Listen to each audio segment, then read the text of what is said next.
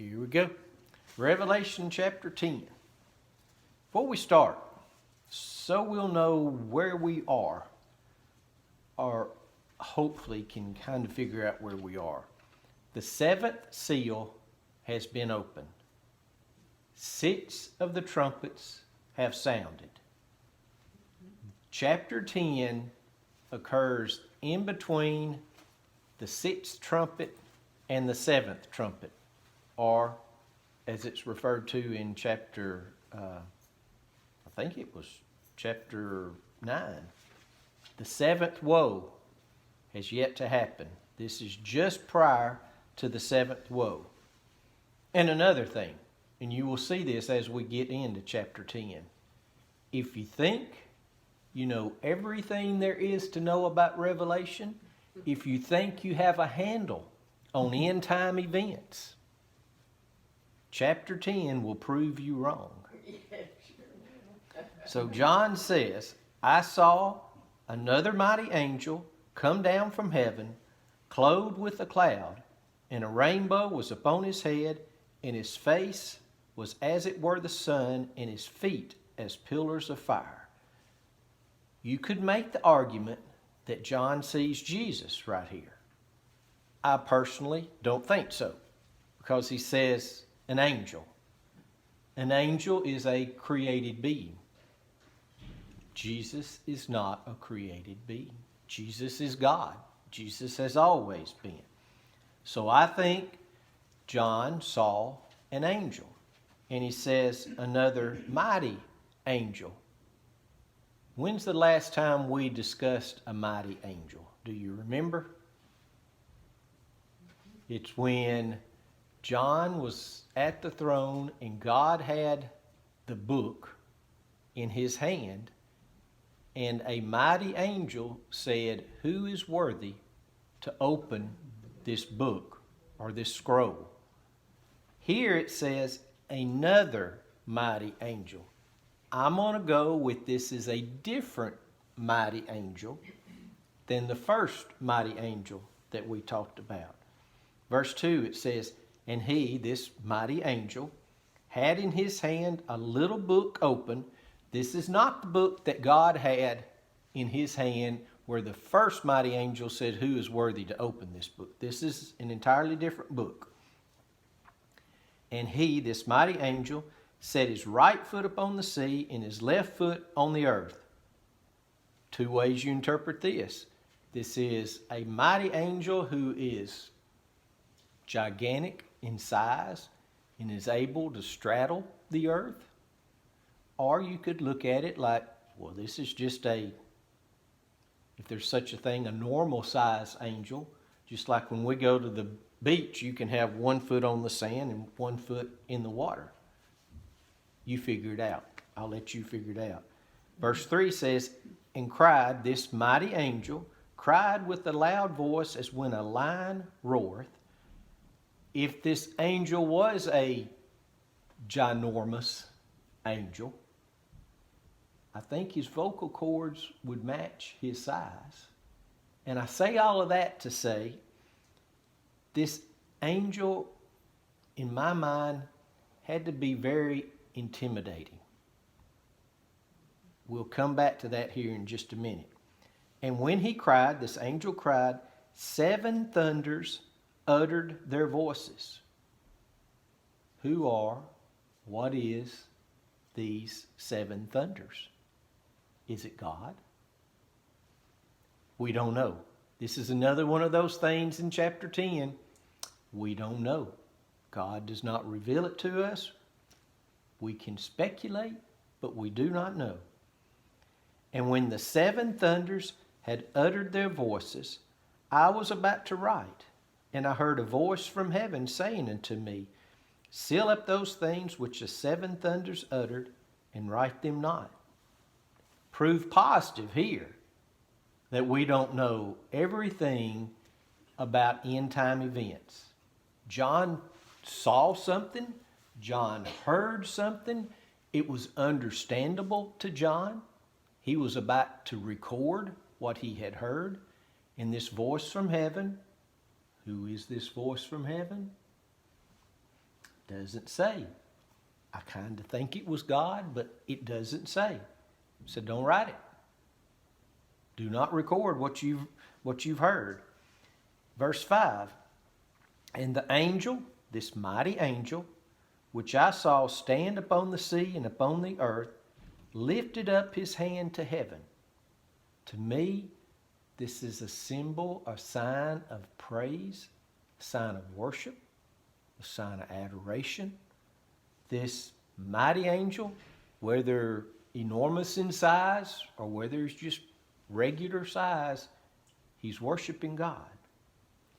Verse 6, and swear by him that liveth forever and ever. So we now know that he is worshiping God, who created heaven and the things that therein are, and the earth and the things that therein are, and the sea and the things which are therein, that there should be time no longer. Time as we know it has an ending point. It's about to happen. Now, where are we in Revelation? Don't say chapter 10, but where are we in the events in Revelation at this point when John hears this, that time should be no longer? At the end. I'm going to try not to ramble like I did a couple of weeks ago. I think we're in that 7th year. I think we're toward the end of the 7th year. Now, there is a whole lot with the 7th seal that has yet to occur. But when we get to those 7 vials, how long did it take those 7 vials to be poured out? Minutes. I literally think minutes. So I think that as far as the end time events go, we're just days, weeks, months. I think we're in year 7. I kind of think we're toward the end of year 7. So time as we know it now, it's about to end. It's about to cease. Time is relevant. In eternity, time won't matter. Verse 7, but in the days of the voice of the 7th angel, when he shall begin to sound, the mystery of God should be finished, as he hath declared to his servants the prophets. Here again, this verse right here tells us there are things that we don't know. This verse right here tells us that there are things that we will learn, but yet haven't been revealed. He says, the mystery of God should be finished. Things that we don't know will be revealed, as he hath declared to his servants the prophets. Go back to Old Testament. A lot of prophecies have been made. A lot of these prophecies have come true. And it's, okay, I'll ramble a minute. With the Blossom Festival, you say, now, how did you go from Revelation to the Blossom Festival? One thing that I really enjoy about the Blossom Festival is that treasure hunt. Trying to figure out the clues. And probably my favorite thing is, after the treasure has been found, to go back and read the clues that kind of led you to the treasure. That's what God's talking about right here. He's given us clues, but we can't figure it all out. But at the end, we'll be able to look back and go, oh yeah, so that's what he meant right there. So that's what he's talking about in verse 7. And the voice which I heard from heaven, the voice that said, seal up the book, don't write the things, spake unto me again and said, go, and take the little book which is open in the hand of the angel, which standeth upon the sea and upon the earth. So this voice tells John, go take the book out of this mighty angel.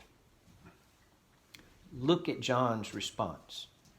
And I went unto the angel and said unto him, Give me the little book. A smart, knowledgeable person could probably take that one verse and do a whole series of lessons. Boiling it down, God said do something. John did it. John didn't stutter. John didn't hesitate. Think if this was an enormous angel. The hesitancy that you and I would have to walk up to this mighty angel, whether he's a giant or whether he's normal size, walk up to him. And what did John say? Give me the little book. He made a command to this mighty angel. He didn't stutter. He didn't stammer. He didn't hesitate in his obedience. God said do something. John did it. And he said, this mighty angel, after being told by little old bitty John, give me the book. The mighty angel says, take it and eat it up, and it shall make thy belly bitter, but it shall be in thy mouth sweet as honey. And I took the little book out of the angel's hand and ate it up, and it was in my mouth sweet as honey. And as soon as I had eaten it, my belly was bitter. Once again, notice the obedience of John. John didn't say, I am not a goat, and I'm not about to eat a bunch of paper. John just obeys. And he says, and it was in my mouth sweet as honey, and as soon as I had eaten it, my belly was bitter. Once again, a lot of things that we could get from this. One, when Jesus returns, I hope for each one of us, that is going to be, as John terms it, a very sweet day. But for the lost, for the unsaved, it will be a bitter day. But let's get it even closer to you and I. This book, God's Word, the Bible, we are commanded to, I'll use John's words, eat it, to consume it, to read it, to learn it, to obey it, to put its teachings into practice. And when we do, we will find many, many, using John's terminology, sweet truths. We will find that there's joy and there's peace and there's blessings to be had just from reading and studying and learning God's Word. But we will also see ourselves for who and what we really are. When we compare ourselves to one another or to the rest of the world, we might see ourselves as a pretty good old fella, a pretty good boy.